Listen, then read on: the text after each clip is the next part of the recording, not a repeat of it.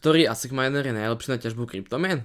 Aký ASIC miner kúpiť, aby som zarobil čo najviac? V tomto videu si povieme, na aké parametre sa zamerať pri výbere ASIC minera a taktiež vám odporúčime rôzne ASIC minery, ktoré sú momentálne topky na trhu.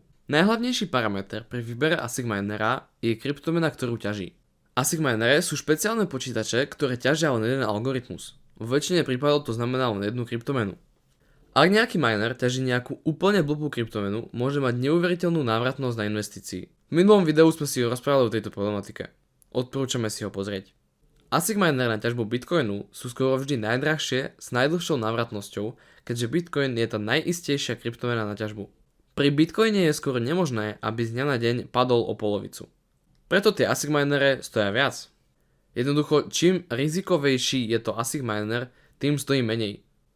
No náš vlastný bitcoinový ASIC miner, Minero Miniminer V1, je momentálne najlacnejší ASIC miner na ťažbu Bitcoinu na celom svete. A toho vyrábame tu na Slovensku. V blízkej budúcnosti budeme o ňom natáčať video. Dajte odber, aby vám to neuniklo. Druhý najhlavnejší parameter je efektivita. To je rozdiel spotreby elektriny a výpočetnej sile alebo hashrateu.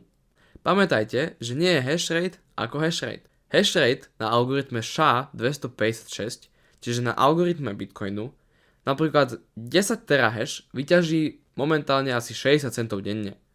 No 10 terahash pri ťažbe Dogecoinu, algoritmu Scrypt, vyťaží 17 700 eur denne. Je to obrovský rozdiel, preto si na to treba dať pozor. Čo sa týka efektivity, tak to znamená, že miner bude dlhšie ziskový.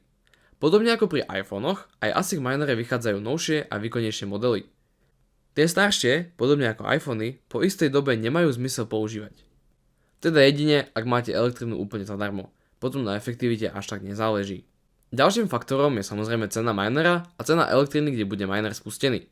Veľké ASIC minery so spotrebou nad 3 kW sa často posielajú do datacentier napríklad v Amerike, kde je cena elektriny len 8 centov za kW. Oproti priemernej cene elektriny na Slovensku, čo je 16 centov za kW, to môže urobiť rozdiel až 2000 eur ročne pri 3 kW mineroch. Čiže keď si miner pošlete do hostingu, môžete na tom ušetriť 2000 eur ročne. Vašu cenu za kilowatt si môžete jednoducho vypočítať celkovou sumou na faktúre za elektrínu, ak ju vydelíte počtom spotrebovaných kilowattov. Tým pádom máte do celkovej sumy započítané aj distribučné poplatky. Ak chcete ťažiť kryptomeny v domácnosti, treba taktiež dávať pozor na hlučnosť minerov.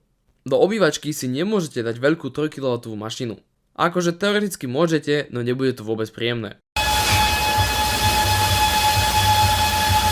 Ak chcete teda v domácnosti mať takúto 3 kW mašinu, treba ich dosť často odhlučňovať výmenou ventilátorov alebo ponorením do minerálneho oleja. Takéto odhlučnenie minera stojí bežne 150 až 300 eur. Záleží hlavne od modelu minera. Teraz, keď už poznáte najhlavnejšie parametre pre výber ASIC minera, povieme si o presných modeloch, ktoré sa vám oplatí momentálne kúpiť. V popise taktiež nájdete aj link na náš e-shop, kde si môžete o nich viacej prečítať. Momentálne najlepší Dogecoin miner na trhu, aj nasledujúci pravdepodobne rok, možno aj 2 roky, bude Bitmain Antminer L9 15, 16 alebo 17 GHz verzia. Prečo práve tento? Z historického hľadiska bol Dogecoin jeden z najlepších kryptomien na ťažbu. Ľudia, ktorí si kúpili Antminer L7, to bol vlastne predošlý model tej L9, si 4 až 10 znásobili svoju investíciu do ťažby len za 4 roky. L9 je momentálne najefektívnejší miner na ťažbu Dogecoinu a taktiež je od najspoľahlivejšieho výrobcu strojov, to je Bitmain. Ale ak hľadáte niečo do obývačky, odporúčame skôr Volkminer D1 Mini. V podstate je to vlastne to isté ako tá L9, no rozkuskovaná na menšie ASICy. Má len o 1% nižšiu efektivitu, čiže je to naozaj len menšia a tichšia L9. A ak si chcete ťažbu len vyskúšať s malým kapitálom, odporúčame kúpiť náš vlastný ASIC miner Minero Miniminer V1. A ak použijete zľavový kód YouTube, môžete ho mať len za 35 eur z dopravu zadarmo. To bude všetko pre toto video, ak sa vám páčilo, nezabudnite dať like a odber. A ak máte akékoľvek ďalšie otázky, napíšte ich do komentárov alebo zavolajte na +421 944 636 671.